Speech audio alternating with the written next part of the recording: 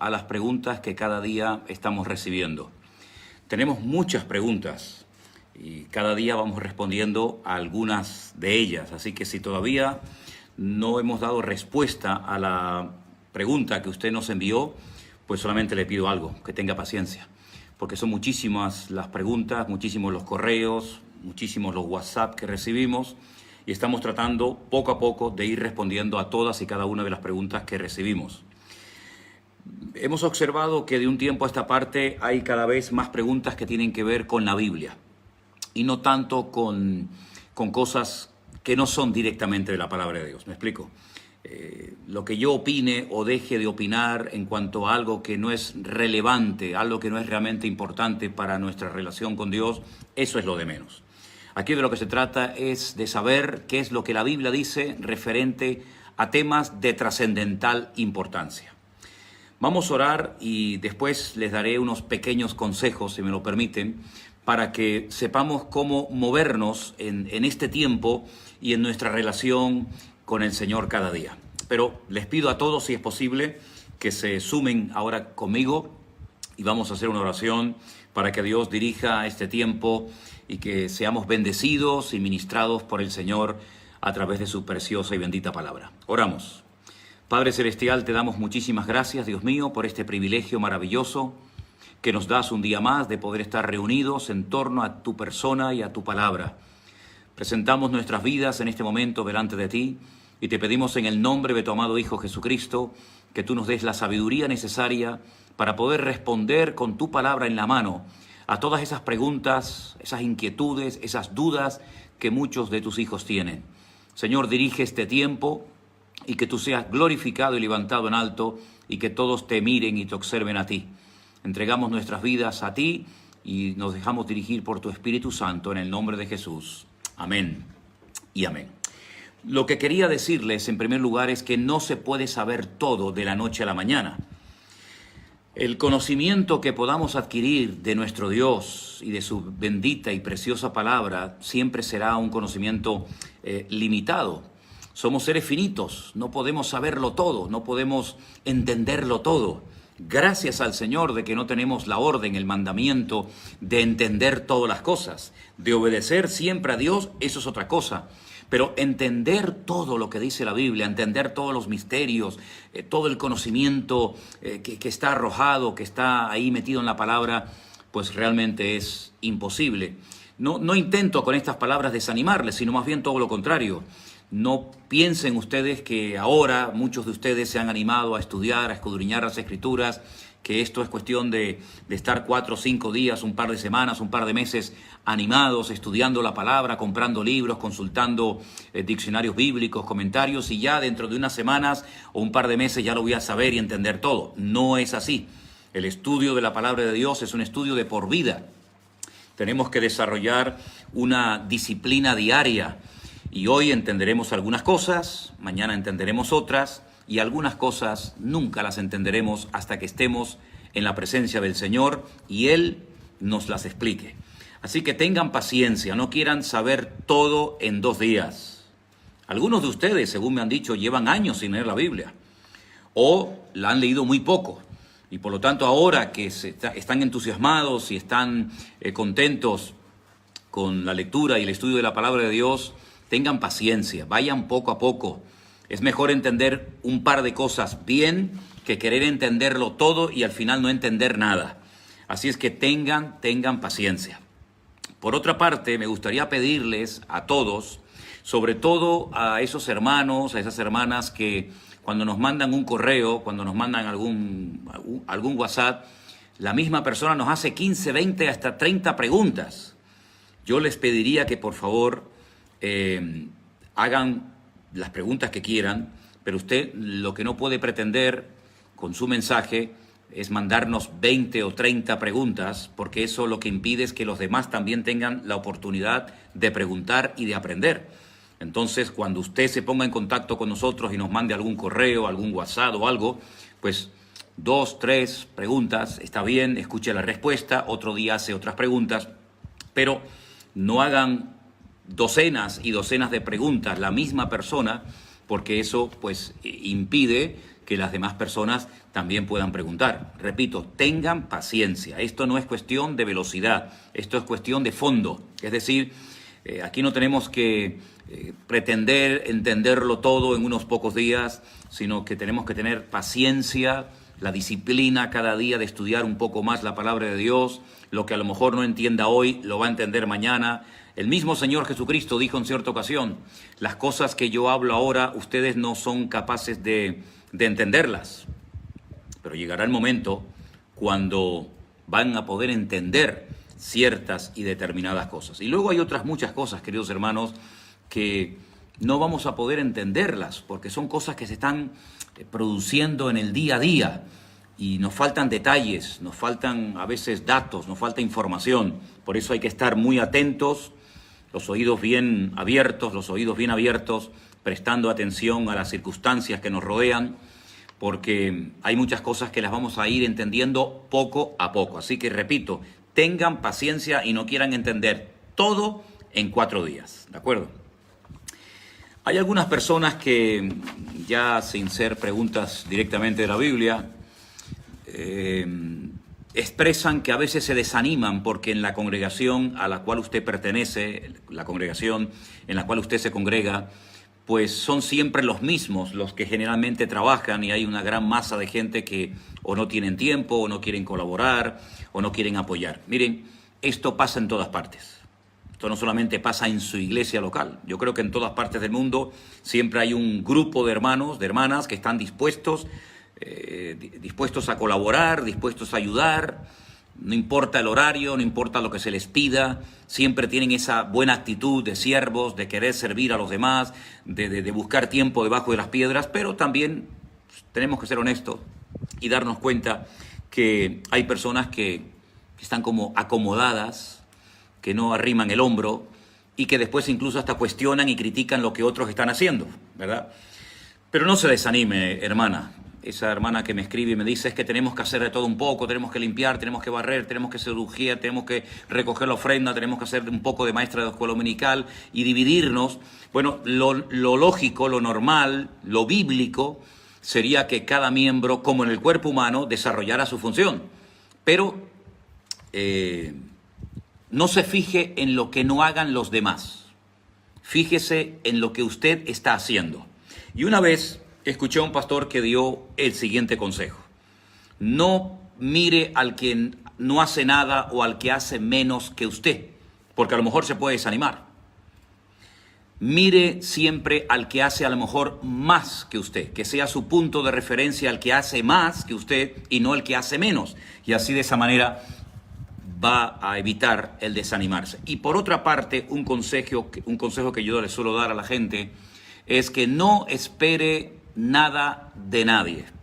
Si usted espera un trato preferencial, si usted espera que le traten de una manera y no recibe ese trato, pues no se desanime, no espere nada de nadie. El que recompensa, el que premia y el que honra no es el hombre, es el Señor.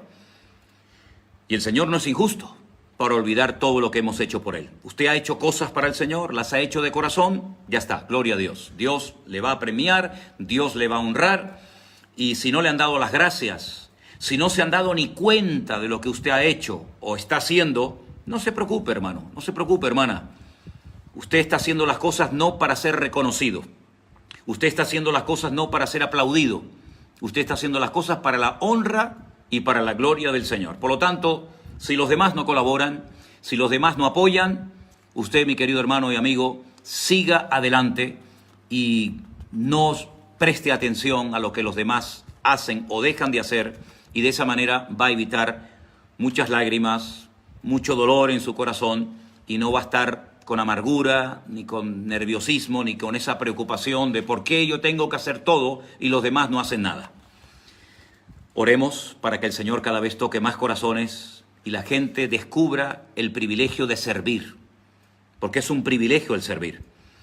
Y hay personas que no han descubierto esta faceta fundamental de la vida cristiana, y es el servir a Dios por amor, sin esperar nada a cambio, y el servir al prójimo por amor, sin esperar recibir nada a cambio.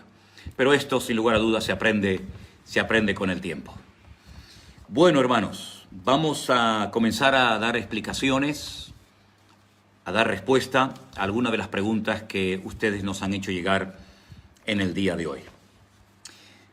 Antes de dar respuesta a esta y a otras preguntas que formularemos en esta tarde, decirles que lo importante no son tanto los detalles, sino quédese con lo fundamental. Por ejemplo, alguien dice, pastor, el Señor Jesucristo se bautizó primero en el río Jordán y después hizo el milagro de la conversión, de la transformación del agua en vino en las bodas de Caná de Galilea, o ese milagro lo hizo antes de ser bautizado por Juan el Bautista en el río Jordán.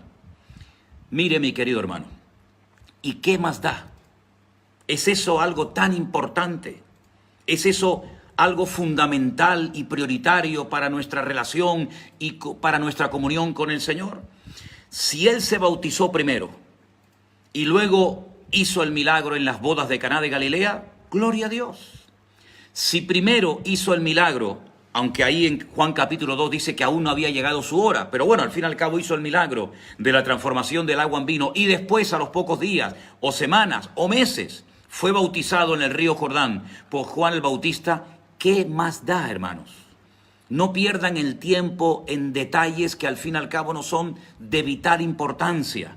Nuestro objetivo no es llegar a ser grandes teólogos, expertos en todo mínimo detalle de la Escritura. ¿Qué es lo importante? Que Él fue bautizado en el río Jordán por Juan el Bautista y que allí la voz de Dios se oyó, la voz del Padre diciendo, este es mi Hijo amado en el cual tengo toda complacencia. Ya está. ¿Qué es lo importante? Antes o después del bautismo, que hizo el milagro de las bodas de Caná. Da igual, da igual. ¿Convirtió el agua en vino? Sí o no. Amén. En buen vino. Amén. Demostró su poder, su autoridad por encima de las circunstancias que estaban produciendo tristeza en aquellas bodas. Sí, pues ya está, hermano. No pierdan el tiempo en detalles. No pierdan el tiempo en cosas que no son fundamentales. Nuestro objetivo con estas clases o con este tiempo de preguntas y respuestas, el Pastor Online, como lo hemos llamado, no es que ustedes se conviertan en teólogos, sino que ustedes amen la palabra de Dios y saquen el mensaje, la moraleja, el objetivo por el cual se hizo ese milagro, el objetivo por el cual el Señor dijo esa palabra o hizo aquella cosa, pero si fue antes, si fue después, da igual, hermanos. Yo veo a muchos creyentes, permítame la expresión, como trabados. Veo a muchos creyentes sufriendo a veces, preocupados por cosas que no tienen tanta importancia. Lo importante es amar a Dios. Lo importante es servir al Señor. Lo importante es conocer la voluntad de Dios para nuestra vida. Y luego cuando uno lee los evangelios es cierto, parece como que una cosa fue primero, después esto ocurrió después, lees otro evangelio y parece que es al revés. Pero hermano, lo importante es que Él murió, que Él resucitó, que Él ascendió y está sentado a la diestra del Padre, que Él volverá otra vez en poder y gloria, que estaremos por la eternidad con el Señor. Esas son las cosas importantes y trascendentales para la vida cristiana. Todo lo demás, si fue antes, si fue después, si había 4 o eran 8, si resulta que en un libro dice que eran 4 y después en otro a lo mejor dicen que eran 9, a lo mejor por algún error del copista o porque el manuscrito no estaba todo lo bien conservado. Hermano, son cosas que no afectan el mensaje, no afectan, digamos, la esencia de la enseñanza que el Señor quiere compartir con nuestra vida. Yo le digo sinceramente, yo pienso que si el Señor ya tenía discípulos, pues a lo mejor todavía no había hecho ningún milagro. Porque el primero sabemos que fue el de las bodas de Caná de Galilea. Pero no sé si fue antes o después del bautismo. Es que sinceramente les digo, ni me lo he planteado. Ni me he preguntado nunca si ya estaba bautizado el Señor o fue posterior. Personalmente les digo, con todo mi respeto, me da igual. Me da igual si el Señor hizo el milagro de las bodas de Caná de Galilea estando ya bautizado o todavía no se había bautizado. Me da igual. Eso no es algo que me afecta. Eso no es algo que perturba nuestra fe, nuestra relación con el Señor. Son simplemente detalles. Y hay muchos detalles que, lógicamente, por no haberlos vivido como testigos oculares pues nunca los vamos a saber. Por mucho que indaguemos, por mucho que estudiemos, yo no quiero dar la imagen de que yo lo entiendo todo. Yo no entiendo toda la Biblia. Hay cosas que las leo y digo amén, y pasa otra cosa. Pero no me quedo bloqueado por algo que no entiendo, porque por una cosa que no entendemos hay miles que sí podemos entender. Y lo que sí podemos entender, eso es lo que nos tiene que animar a seguir indagando y profundizando en el estudio de las Sagradas Escrituras. Ahora bien, hay una pregunta muy interesante, y es que hay dos capítulos. Uno es el capítulo 24 de Segunda de Samuel y otro es el capítulo 21 de Primera de Crónicas. En un capítulo dice que Dios, Jehová, como dice Segunda de Samuel, fue el que incitó, el que motivó a David para hacer un censo, que después fue un desastre, las consecuencias de ese censo. Y en otro capítulo dice que fue Satanás. Entonces, ¿en qué quedamos? ¿Fue Dios o fue Satanás? No hay contradicción. Yo les voy a explicar de una forma muy sencilla, como siempre suelo hacerlo, la diferencia entre Segunda de Samuel 24 y Primera de Crónicas 21.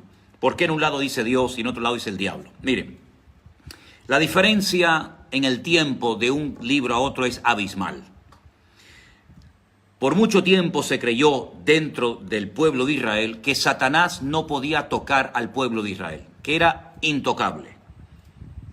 Por lo tanto, eso de que Satanás incitó a David a hacer algo que no era la voluntad de Dios era impensable. Era como decir, ¿cómo nos va a tentar, cómo va a motivar Satanás a David, nuestro gran David, el David, el rey tan importante de Israel, a hacer algo incorrecto? Con el paso del tiempo, todo el mundo en Israel se dio cuenta de que si se bajaba la guardia, si no se obedecía al Señor, si no había un sometimiento 100% a la voluntad de Dios, claro que Satanás podía levantarse contra el pueblo de Israel. Es simplemente cuestión de opiniones, es simplemente cuestión de aceptar una cruda realidad. Si usted anda en santidad, si usted anda en victoria, si usted obedece al Señor y a su palabra, el Señor le va a guardar y le va a proteger. Pero como usted se confíe, como usted quiera vivir de las glorias del pasado, como usted se crea que ya lo sabe todo, cuidado, el que piensa estar firme, mire que no caiga. Satanás no solamente ahí, sino en otras muchas ocasiones se levantó contra el pueblo de Dios, contra el pueblo de Israel. Exactamente igual ocurre hoy en día. Mientras andemos en victoria, mientras estemos en el centro de la voluntad de Dios, mientras evitemos el vivir y el movernos y el actuar en la carne, la bendición de Dios estará de nuestra parte.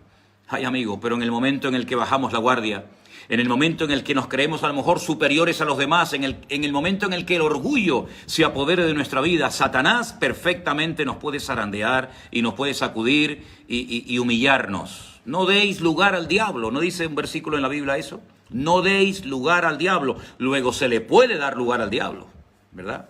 El maligno no nos toca, pero anda alrededor de nosotros buscando a quien devorar. Y en algunos casos ha devorado a más de uno, ¿eh? Y todos conocemos personas que han sido devorados y despedazados por el enemigo. Y en algunos casos han sido sacudidas sus conciencias, han vuelto en sí, cual hijo pródigo, y han vuelto a los caminos del Señor. Pero en otros muchos casos, lamentablemente, todavía siguen por el suelo, arrastrándose. Que Dios tenga misericordia de ellos y que nunca nos pase a nosotros nada así. Pero la diferencia, ya digo, entre un capítulo y otro es que en un tiempo de la historia creían los judíos que eran intocables. El tiempo demostró que son tan vulnerables como cualquiera que se aparta y quita su mirada de la presencia del Señor. No hay contradicción entre los capítulos, sino simplemente es cuestión de decir, hemos reconocido que sin Dios somos tan vulnerables y tan propensos a equivocarnos y a pecar como cualquier otro pueblo. Exactamente igual, repito, ocurre con nosotros hoy en día.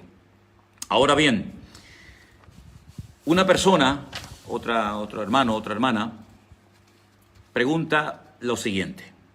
No es una pregunta 100% bíblica, pero hemos recibido muchísimas preguntas que tienen que ver con el tema del matrimonio, de las relaciones entre hombres y mujeres, y esta me ha parecido interesante y voy a leerla. No voy a decir el nombre de la hermana que hace la pregunta, por respeto, Pero la pregunta de esta hermana es la siguiente. Vivo con mi marido desde hace 12 años. Tenemos 3 hijos, pero no estamos casados. ¿Vivo en pecado? ¿Tengo que casarme? ¿Usted qué opina, hermana? ¿Usted qué cree? Me da la impresión de que usted ya sabe la respuesta. Claro que tiene que casarse, hermana. Lo que pasa es que usted se ha acostumbrado a vivir con ese hombre sin estar casada y ha tenido hijos con él, concretamente 3 hijos. Y cuando usted pregunta, ¿tengo que casarme, pastor? Es porque sabe que tiene que casarse. Si usted es cristiana, viva como una cristiana. Y si no, no se llame cristiana. Los cristianos no vivimos juntos. Los cristianos nos casamos delante de Dios y delante de los hombres. Y a usted que me hace esa pregunta, mi querida hermana, le recuerdo el texto bíblico que dice, haced todo decentemente y con orden. Y perdóneme, si usted está viviendo hace muchos años con un hombre siendo cristiana, usted no está dando un buen testimonio, ni delante de Dios, ni delante de los hombres, ni delante de sus 3 hijos. Usted le está enseñando a sus hijos que el día de mañana pueden vivir con hombres o con mujeres, no sé si son hijos, chicos o chicas, sus 3 hijos. ¿Por qué? Porque su madre, ese fue el ejemplo que les dio cuando ellos eran niños. Por lo tanto, claro que tiene que casarse, hermana. ¿Y qué está esperando para hacerlo? Hable con su pastor. Me imagino que su marido será también convertido, digo yo. Hable con su pastor y ponga su vida en orden lo antes posible. Ya ha pasado mucho tiempo, ¿eh? Ya lleva 12 años conviviendo con un hombre sin estar legalmente casada. Claro, todo el mundo ya da por hecho de que usted ya está casada, pero usted sabe perfectamente que no está en orden delante de Dios. Y delante de Dios y delante de los hombres tenemos que estar bien. Y usted, discúlpeme, usted no está bien, usted está en desorden. Y el desorden no lo avala el Señor. Jamás en la vida Dios va a respaldar y a bendecir como le gustaría hacerlo a una persona que está en desorden. Así que déjese de vivir más tiempo en desorden y ponga su vida en orden lo antes posible, hermana. Paso a responder a otra pregunta. Un hermano convertido de buen testimonio, repito, un hermano convertido de buen testimonio, desde hace 8 años fuma. Ya tiene 68 años. Ha tratado hasta médicamente de dejarlo y no hay forma de dejar de fumar. ¿Está haciendo mal? ¿Debe ayunar por esto? Necesito su consejo. Bueno, yo pienso que el que tendría que hacer la pregunta es este hermano y no usted por este hermano. A veces en las iglesias, y no estoy justificando nada, no me malinterpreten porque yo sé que en esta vida hay de todo, pero no me malinterpreten, por favor. A veces a los fumadores como que los crucificamos. Parece que los hermanos o las hermanas que tienen este vicio de fumar, parece que son lo peor en la iglesia. Y yo no estoy justificando a los fumadores. Yo animo a todos los que fuman que dejen de fumar. Que no es fácil, cuidado, También he oído testimonios de muchos hermanos que dicen, yo oré y de un día para otro dejé de fumar. Bueno, gloria a Dios. Pero por uno que cuenta este testimonio, hay muchos, miles, que no es tan fácil. El que ha sido fumador, sabe perfectamente que dejar de fumar cuesta mucho. Es algo que llevas en la sangre. Es algo que te domina. Es como aquel que decía, no, yo he dejado de fumar 8 veces. Ya veo que has dejado de fumar 8 veces, ¿no? Bien. Yo le animo a ese hermano y a todos los fumadores a que le pidan al Señor de corazón, de verdad, porque a veces piden, pero no sinceramente, que dejen de fumar. Pero no tratemos, no humillemos a los hermanos y hermanas que todavía fuman como si fueran de lo peor en la iglesia. Porque luego a los orgullosos, a los que critican, ¿verdad?, a los que causan divisiones, a los vagos, a los flojos que no colaboran nunca en nada y que sin embargo están siempre cuestionando lo que los demás hacen, los murmuradores, a esos parece como que no es tan grave la cosa. Vamos a ver, hermano, no está bien fumar. Yo creo que es un vicio que causa daños físicos, que puede llegar a producir ciertas y determinadas enfermedades que se podían haber evitado si una persona no hubiera caído en ese vicio, lo que tenemos que hacer es darle buenos consejos. Usted me dice, sería bueno que ayunara este hermano. Mire, yo le voy a decir una cosa, generalmente hay personas o mucha gente recurre al ayuno como si fuera una especie de varita mágica. Primeramente, la persona que fuma tiene que querer dejar de fumar. Y tener mucha paciencia con esa persona. No crucificarlo, no tratarlo como si fuera el peor de la congregación. Incluso en algunas iglesias hasta no le dan ni siquiera la Santa Cena. En fin, yo ya en las costumbres de cada iglesia local, yo no me meto. Ya bastante tengo con lo mío como para meterme en las iglesias de otra gente.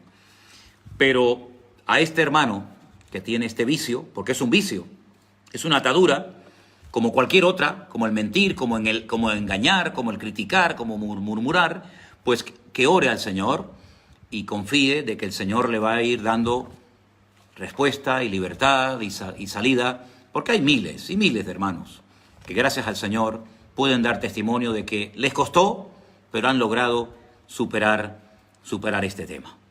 Así es que no quiero dar más vueltas en esto porque, repito, no es que esté justificando a los fumadores, como no justifico a ninguno que esté pecando, pero tampoco creo que es justo tratar a los hermanos o a las hermanas que fuman como si fueran de lo peor. Hay que orar por ellos, como oramos por otras personas, incluso por inconversos, ¿cuánto más por tu hermano en Cristo? En Job, versículo 6 del capítulo 1, dice que vinieron a presentarse delante de Jehová los hijos de Dios, entre los cuales vino también Satanás. Es una pregunta de una hermana. Mi confusión es si Jehová y Dios es el mismo, ¿cómo explica que se presentaron los hijos de Dios ante Jehová? ¿Y estos hijos de Dios quiénes son? Ya lo dijimos en una ocasión que en el Antiguo Testamento, repito y subrayo, en el Antiguo Testamento, no en el Nuevo Testamento, a los hijos de Dios, ese título hijos de Dios, se les llamaba a los ángeles. A los ángeles se les llamaba hijos de Dios. Y entre los hijos de Dios que vinieron a presentarse delante de Dios o de Jehová, venía Satanás. Esta es la explicación, no le dé más vueltas. Sí, Dios es Jehová, Jehová es Dios. Pero el nombre Jehová viene del nombre sagrado, el tetragramatón, Yod Hei Bat Hei. Entonces, para no utilizar ese nombre sagrado para estos personajes que le acabo de decir que eran los ángeles, tanto caídos como no caídos, en el tiempo de Job, estamos hablando del libro más antiguo de la Biblia, las cosas después en el mundo espiritual cambiaron muchísimo, cambiaron radicalmente. Vino Satanás entre los hijos de Dios, entre los ángeles vino Satanás. No tiene más vuelta de hoja. Ya lo explicamos en otra ocasión, ¿vale? Dice un hermano desde México, saludo a todos los hermanos de México que cada día son más, muchísimos hermanos nos escriben desde México y muchos mexicanos que viven también en los Estados Unidos. Esta hermana desde México dice, usted en una prédica dijo o hizo referencia de que Adán y Eva eran cristianos. Discúlpeme, hermana, yo dudo mucho de que yo haya dicho que Adán y Eva eran cristianos. Probablemente dije que eran creyentes, pero cristianos, la verdad, no digo que no, a lo mejor me equivoqué, lo dije el otro día, me equivoco muchas veces, me equivoco muchísimas veces, pero no recuerdo que yo haya dicho que Adán y Eva eran cristianos. La pregunta dice, bueno, y si eran cristianos, ¿quién les predicó? No, Adán y Eva no les pudo predicar nadie porque no existía nadie más que ellos. ¿Sí? No estaba Adán y Eva y 4 o 5 más. Adán y Eva no les predicó nadie, no eran cristianos. Cristiano es el que sigue a Cristo. Por lo tanto, ellos no eran seguidores de Cristo, porque Cristo todavía no había nacido. Existía, pero no había nacido. No se había humanado el verbo. No se había encarnado, no se había hecho carne. Por lo tanto, dudo mucho de que yo haya dicho de que Adán y Eva eran cristianos. Se puede inferir, dice esta hermana, a partir de que fueron tentados por Satanás. ¿Cómo fueron tentados por Satanás si ellos eran inocentes y puros? Porque eran seres libres, no eran autómatas, no eran robots. Eran creados con la capacidad de rebelarse contra su creador, cosa que hicieron. Por lo tanto, cuando fueron tentados, cayeron en la tentación, porque no eran inmunes a la tentación. Mientras estuvieran cerca de Dios, cosa que no estaba haciendo Eva en el momento de ser tentada, no estaba al lado de su marido, ni estaba en su mejor momento, sino estaba al lado del árbol donde nunca tenía que haberse acercado y hablar con quien nunca tenía que haber hablado, cayó en tentación, porque repito, no eran robots, tenían libre albedrío, podían rebelarse contra Dios, como usted sabe, cosa que hicieron. Así es que sí, eran santos, eran puros, eran inocentes, pero eran libres, con la capacidad de amar y de odiar, de obedecer y rebelarse. Y usted sabe las consecuencias de su rebelión. ¿Cómo se debe comportar un creyente al saber que muere un pastor hermano de otro pastor? Miren qué pregunta tan interesante, ¿no? ¿Cómo se debe comportar un creyente al saber que muere un pastor que a su vez es hermano de otro pastor? ¿Se debe anunciar por Facebook y que los creyentes le den el pésame? ¿O debemos gozarnos de que está en la presencia del Señor y estar contentos? Vamos a ver. El que esté en la presencia del Señor, un siervo de Dios, o un familiar nuestro, un hermano en Cristo, no significa de que no haya un dolor, de que haya una tristeza. ¿Usted cómo reaccionaría? ¿Usted cómo reaccionaría si se le muriera su madre, o su padre, o su marido, o su esposa, o su hijo? ¿Estaría saltando y brincando porque por fin llegó a la presencia del Señor? ¿No tendría un dolor? ¿No le saldría ni una sola lágrima de sus ojos? ¿Cómo no se va a anunciar por Facebook que un pastor ha muerto? ¿A usted le molesta que se haya hecho esto? Espero que no. Si un pastor muere, lo lógico sería que se anunciara que el siervo de Dios, fulanito de tal, ya se encuentra en la presencia del Señor. Pero estoy seguro que habría una tristeza, habría un dolor por la pérdida de un hijo de Dios, por la pérdida de un pastor.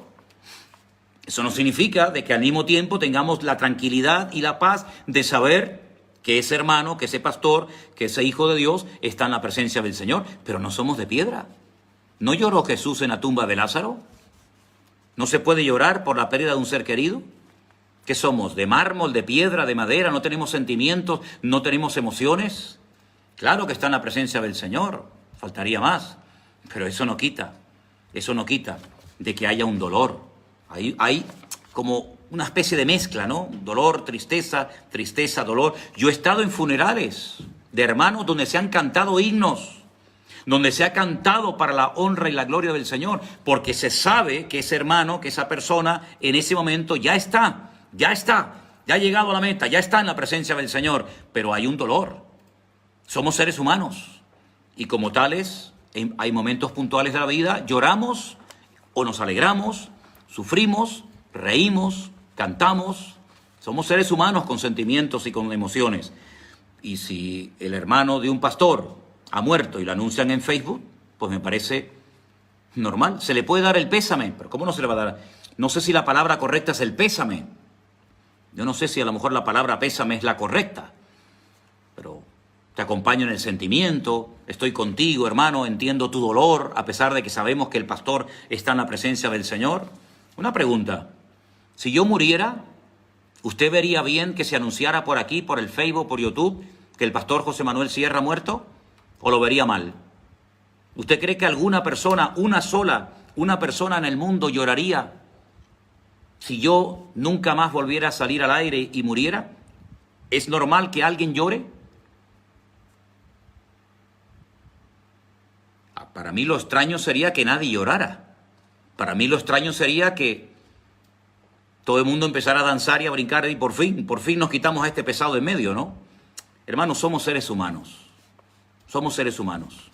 Y cuando un padre entierra a un hijo, o cuando una esposa se despide de su marido, o cuando una iglesia entierra al pastor que ha estado toda la vida, ¿verdad?, pastoreándoles y atendiéndoles, pues hay un dolor y se expresa una condolencia. Gracias, hermana. Se expresa una condolencia. Pero no hay nada malo en eso, al contrario. Por otra parte, creo que la misma persona dice, bueno, y el morir es ganancia. Sí, claro, el morir es ganancia. No, pastor, no, dice, no, pastor, no se muera. Bueno, ¿cómo los pastores llegan a proclamarse apóstoles? No tengo ni idea. Le doy un consejo. Si usted conoce a alguien que hoy en día se llama apóstol y que antes se llamaba o era pastor, ¿por qué no le pregunta a él? Porque yo no sé los que hoy en día se llaman apóstoles, cómo se pasaron de pastor a apóstol, quién los nombró apóstol, no tengo ni idea. ¿Por qué no le pregunta a un apóstol? Seguramente que en su ciudad, seguramente que en el lugar donde usted vive, hay alguien que se llama apóstol. Pues dígale, hermano, una preguntita. Usted antes era pastor, yo lo conocí a usted hace muchos años, era el pastor fulanito de tal, ahora es el apóstol. ¿Quién lo hizo a usted apóstol? ¿Qué fue lo que le motivó a decir, ahora ya no me llamen pastor, ahora soy apóstol? Pregúntele a él. Y si no le importa, deme la respuesta. Porque sinceramente no sé cómo uno se autoproclama o cómo te llaman pastor. Como es algo que no me interesa, el tema de los títulos jamás me ha preocupado lo más mínimo. Ni el tema de credenciales, ni el tema de títulos, no me interesa lo más mínimo. Pregúntele mejor a un apóstol a ver cuál es la respuesta que le da. ¿Quién los califica? No tengo ni idea. No tengo ni idea quién los califica. Lo que sé es que hoy en día hay demasiados apóstoles. Y dudo... Bueno, vamos a dejarlo ahí. Vamos a ver. ¿Cómo es que Dios le da a algunos el don de lenguas y a otros no? Pues porque Dios reparte a cada uno como Él quiere. Eso dice 1 Corintios capítulo 12, que Él reparte a cada uno como Él quiere. ¿Son todos apóstoles? ¿Son todos profetas? ¿Hablan todos lenguas? ¿Tienen todos don de sanidad? La respuesta es no, no, no, no, ¿verdad? Por lo tanto, Dios le dará a unos dones y a otros le da otros dones. No somos nosotros los que elegimos los dones como si fuéramos al McDonald's, como si fuéramos al supermercado, quiero este y este don. No, este no me lo des, este se lo das al otro, ¿verdad? Entonces, Dios reparte su Espíritu Santo y sus dones como Él quiere, ¿sí? Yo conocí a una pareja de esposos de Brasil que se hacen llamar apóstoles. Bueno, muy bien. Como decía mi abuelo, en esta vida hay gente para todo. Esas personas que resucitaron, según Mateo 27, del versículo 51 al 53, no cabe la menor duda de que fue una excepción. Cuando se abrieron los sepulcros y algunos resucitaron y se presentaron algunas personas en Jerusalén, no cabe la menor duda de que fue una excepción. Esa no forma parte de la primera resurrección ni de la segunda. Son casos excepcionales, que hay muchos en la Biblia, ¿eh? Es una palabra que no me gusta utilizar, pero hay muchos casos excepcionales con situaciones de personas, de países, de reyes. Hay muchos casos excepcionales en la Biblia. La excepción no confirma la regla, ¿vale? Pero ¿quiénes eran esas personas? Me pregunta, no lo sé. Me lo han preguntado sobre todo en esta pasada Semana Santa.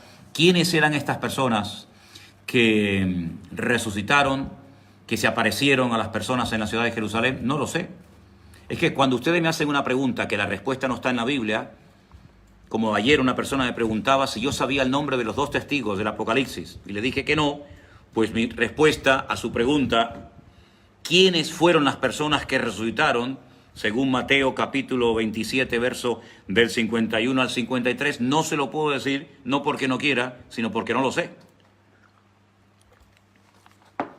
Otra pregunta que una persona hace, permítame leerles el versículo que me pasa, está en Lucas capítulo 1, si tiene su Biblia a mano y quiere leerlo conmigo, pues acompáñeme a Lucas, repito, capítulo 1, del versículo 42 en adelante, y la palabra del Señor dice así. Lucas capítulo 1, repito, versículo 42, y exclamó a gran voz y dijo: bendita tú entre las mujeres y bendito el fruto de tu vientre. ¿Por qué se me concede esto a mí, que la madre de mi Señor venga a mí? Porque tan pronto como llegó la voz de tu salutación a mis oídos, la criatura saltó de alegría en mi vientre. Y bienaventurada la que creyó, porque se cumplirá lo que fue dicho por parte del Señor. Bueno, aquí hay una visita, un encuentro que se produce entre María, la madre del Señor Jesucristo, y entre Elizabeth, la madre de Juan el Bautista. ¿Sí? Las dos estaban embarazadas. Y hay un pueblecito en Israel muy bonito que a mí me gusta mucho visitar, se llama Ein Keren, donde la tradición dice que nació Juan el Bautista y donde vivía Elizabeth con su marido. Y ahí se produce el encuentro entre estas dos mujeres. La pregunta que me hacen cuando Elizabeth le dice a María, bienaventurada, bendita eres tú entre las mujeres, dice, este es el texto bíblico que se puede utilizar para aprobar o para apoyar la veneración a María. En absoluto, en absoluto. Mire, ahí dice bienaventurada entre las mujeres, pero ¿sabe una cosa? El que lee, por ejemplo, el libro del Apocalipsis se le considera bienaventurado también. Bienaventurados los que oyen, los que leen y los que guardan las palabras de la profecía de este libro. Luego, no solamente se le llamó bienaventurada a María por ser nada más y nada menos que la madre del Mesías, sino que, por ejemplo, toda persona, hombre o mujer, que lea el libro del Apocalipsis también es bienaventurado. Por lo tanto, no fue solamente una, entre comillas, una alabanza solamente a ella, sino es un reconocimiento de decir, oye, que tú eres la madre de mi Señor, tú eres la madre de mi Salvador, del Mesías, el que estaba esperando el pueblo de Israel según las profecías del Antiguo Testamento. Pero en ningún momento veneramos a María apoyándonos en este texto. Al Señor tu Dios adorarás y a Él solo servirás. María fue una mujer bienaventurada.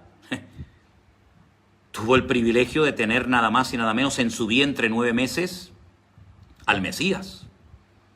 Es una mujer bienaventurada, fue un instrumento de Dios extraordinario, una mujer tremenda, pero no veneramos, ni adoramos, ni le pedimos nada a María. Le pedimos al Señor. Eso fue lo que nos dijo el Señor. ¿Queréis ser mis amigos? Haced todo lo que yo os mando. Rogad al Padre en mi nombre para que el Padre sea glorificado. No oramos en el nombre de María, no oramos en el nombre de San Pancracio, no oramos en el nombre de San Judas Tadeo, no oramos en el nombre de Pablo, de Pedro, no, oramos en el nombre de Jesucristo, a Dios el Padre. Pero no veneramos a los hombres ni a las mujeres, por muy santos, por muy dignos o por muy buenos que fueran. Ese versículo de Lucas 1, 42, 47, en ningún momento está diciendo que tenemos que venerar a María ni a nadie. Ni a María ni a nadie. ¿Se acuerda cuando con él Cornelio se postró ante Pedro y Pedro dijo, no, adora a Dios, a mí no me estés rendiendo pleitesía? Solamente los cristianos verdaderos, los cristianos bíblicos, solamente adoramos a Dios. Respetamos, valoramos, honramos, admiramos a las personas que son un testimonio y un ejemplo por su conducta, por la fe que llevan, por el ministerio o la labor que desempeñan, pero venerarlos jamás, jamás, jamás. Fue la madre de Cristo, ¿sí? Sí, fue la madre de Cristo. La madre del Hijo de Dios, efectivamente. Yo no sé si tengo más preguntas para hoy. Vuelven otra vez a hacerme la pregunta, ¿podemos decir yo me cubro con la sangre de Cristo? Hermana, vamos a ver, si usted se siente cómoda y si a usted le gusta decir, me cubro con la sangre de Jesucristo, no se rompa la cabeza. Cúbrase con la sangre de Cristo, no hay ningún problema. Usted se siente a gusto, quiere utilizar esa expresión, no pasa nada, no está pecando. Señor, nos cubrimos con tu sangre, nos protegemos con tu sangre, con tu nombre, cúbrenos con tus brazos, con tu poder, con tu autoridad. No hay ningún problema, no se queden trabados, no se rompan la cabeza. Yo lo que quiero que sean libres, que disfruten de la vida cristiana, que no estén todo el rato, estaré pecando, no estaré pecando. Ninguna condenación hay. ¿Me oyó? Ninguna condenación hay para los que estamos en Cristo Jesús. Punto. Oramos en el nombre de Cristo. Usted quiere orar en el nombre del Señor. Usted quiere cubrirse con la sangre de Cristo. No está pecando. No se rompan la cabeza. No se queden, por favor, anclados a una expresión creyendo que están pecando. Además, si usted cree que está pecando utilizando esa expresión, no la use. No la use. Ore de otra manera. Si a usted le gusta y no se siente mal diciendo, Señor, yo ahora salgo a la calle, hago este viaje, o voy a orar, o voy a predicar y me cubro con la sangre de Cristo, no hay ningún problema, hermano. Ore usted con libertad. Usted es un hijo de Dios. Usted es una hija de Dios. Por lo tanto, mi hermano, disfrute de la vida cristiana. Es que veo lamentablemente y me produce mucha tristeza ver a cristianos nerviosos, preocupados, que si esto es pecado, lo otro es pecado. Pero para algunos cristianos todo es pecado. Hermano, vamos a disfrutar, a vivir en paz, a vivir en armonía, a disfrutar de la vida, del campo, de la playa, del sol, de los hijos, de la familia, de los nietos. Vamos a disfrutar de la vida. Señor, cúbrenos con tu sangre. Amén, gloria a Dios. Señor, guárdanos y protégenos de todo mal. Amén, gloria a Dios. No estén perdiendo la paz, ni la tranquilidad, ni la estabilidad de su alma por una expresión. Es simplemente una expresión, no está haciendo nada malo. Está invocando la sangre de su Señor, la sangre del Señor. No pasa nada, hermano. Las palabras declarar o decretar, bueno, ya hemos también explicado eso ya muchas veces. Aquí el que decreta es el Señor. Él es el que tiene toda la autoridad. Él es el que abre y el que cierra. Bueno, mis queridos hermanos, si veo alguna pregunta así que entra a última hora, se la responderé, y si no, daremos por concluido este tiempo hermoso de preguntas y respuestas. Hay más, pero vamos a ir poco a poco para no quedarnos demasiado hartos con demasiadas cosas. Vamos a meditar, vamos a reflexionar. El Hades, el infierno, el lago de fuego. Sí, hermano, son diferentes expresiones, no pasa nada. Mire, yo vivo en Tenerife.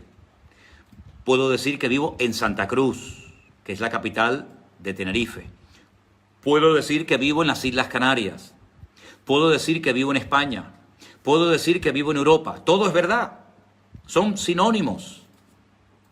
Hay palabras en la Biblia y expresiones en la Biblia que son sinónimas y se pueden utilizar indistintamente. ¿Vale? El lago de fuego y azufre. ¿Qué es el lago de fuego y azufre? El infierno. Ni más ni menos. Por tener tanta paciencia. me hace falta más paciencia. Disfrutemos como hijos de Dios, de nuestro Creador. Amén, amén. Disfrutemos, hermanos. No estén agobiados, no estén cargados ni preocupados. Ser cristiano es una alegría, es un gozo, no es una tragedia.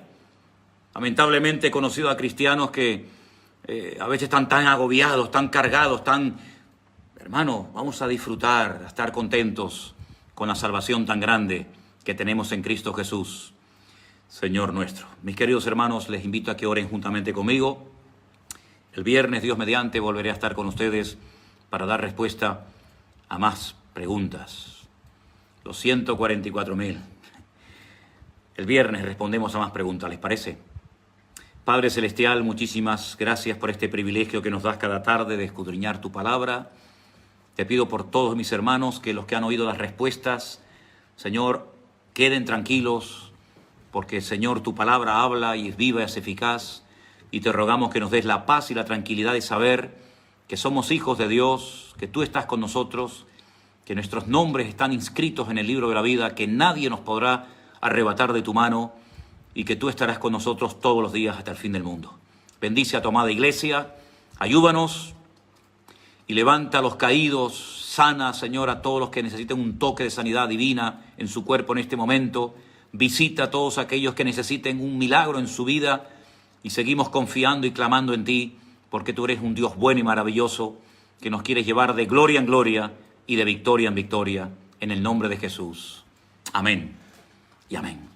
Muchísimas gracias, mis queridos y amados hermanos, por este tiempo que hemos podido pasar. Les mando un abrazo y un saludo a todos ustedes. Este programa que se ha hecho ahora en directo por Facebook, aunque estoy pensando probablemente dentro de poco hacerlo a través de YouTube, ya se lo diré, para que haya mayor audiencia, para que haya más hermanos que puedan verlo. se va a subir hoy o estos próximos días o horas también a nuestro canal de YouTube para que otras personas que no lo vieron también lo puedan ver. Que Dios les bendiga. Mañana culto, 7 en punto de la tarde, hora en las Islas Canarias. Estaré con ustedes en el devocional y estaré también con ustedes, lógicamente, el viernes para responder a más preguntas. Que Dios les bendiga, hermanos. Sigan estudiando la palabra del Señor y gracias por vuestro apoyo. Gracias por vuestras donaciones, vuestras ofrendas, vuestras oraciones, vuestras expresiones de amor. Gracias porque ustedes han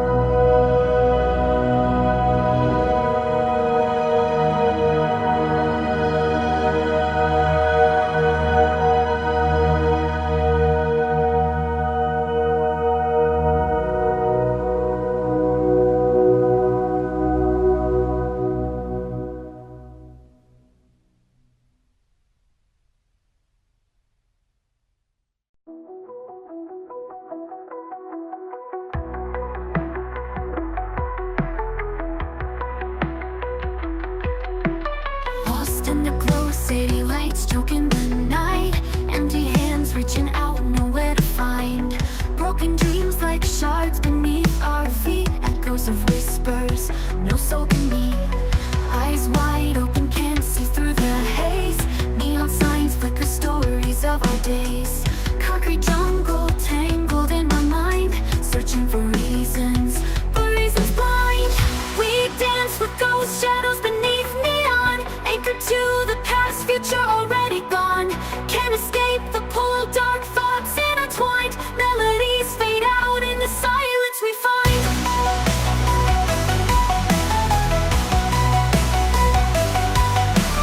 Rain falls hard, washing away our sins. Memory fragments, where do we begin? Lost connections, voices faintly call. Caught in the current, fearing the fall. Haunted beats pulse through shattered cries. Lonely hearts beating unison lies. Sit, scream louder, drowning out the pain. Female vocals, high whispers in the rain. We dance with ghost shadows beneath neon, anchored to the past, future already gone. Can't escape the pull, dark thoughts intertwined. Melodies fade out in the silence we find.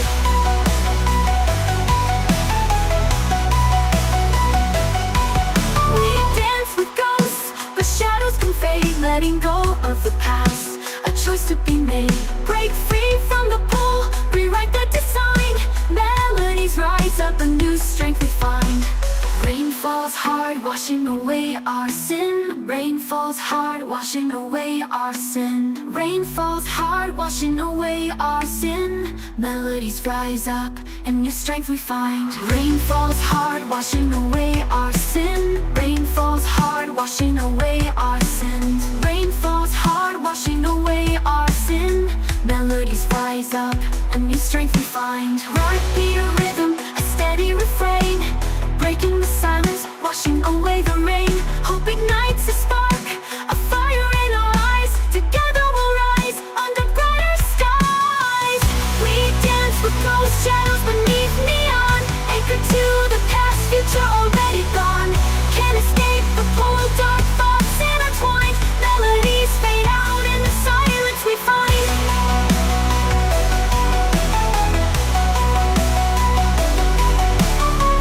Paints the building streaks of gold, a chance to break free, a story untold. Maybe this heartache won't hold me so tight. Maybe a new day can set things right. Haunted beats pulse through the steady refrain. Letting go of the past, a choice to be made. Break free from the